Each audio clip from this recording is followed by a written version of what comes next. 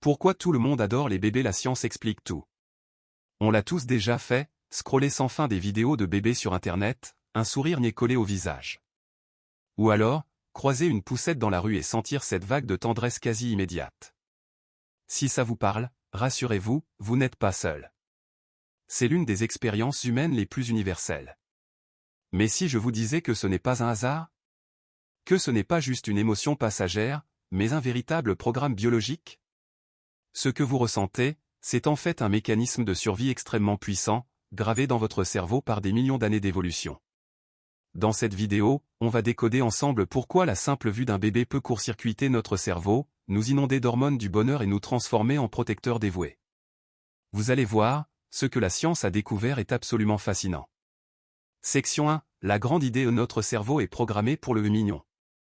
Pour comprendre d'où vient cet amour universel, il faut revenir aux années 40 avec un scientifique autrichien, Konrad Lorenz. Ce chercheur, l'un des pères de l'éthologie et l'étude du comportement animal, a mis un nom sur ce phénomène, le Kindchenschema, qu'on peut traduire par le schéma du bébé. Sa théorie est simple et brillante: pour qu'une espèce survive alors que ses petits sont totalement dépendants, la nature doit s'arranger pour que les adultes aient une envie folle de s'en occuper. Le meilleur moyen? Les rendre irrésistiblement mignons. Le Kindchenschema, c'est une liste de caractéristiques physiques qui fonctionnent comme un interrupteur dans notre cerveau. Pensez à un bébé, une tête disproportionnée par rapport au corps, un grand front bombé, de grands yeux, des joues toutes rondes, un nez et une bouche minuscules, et des membres courts et potelés.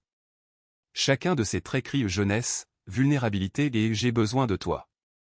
Quand notre cerveau voit ça, un programme ancestral se lance. Ce n'est pas de la sensiblerie, c'est une stratégie de survie. Les adultes qui, à l'époque, ressentaient le besoin de protéger et nourrir étaient ceux dont les gènes ont été transmis.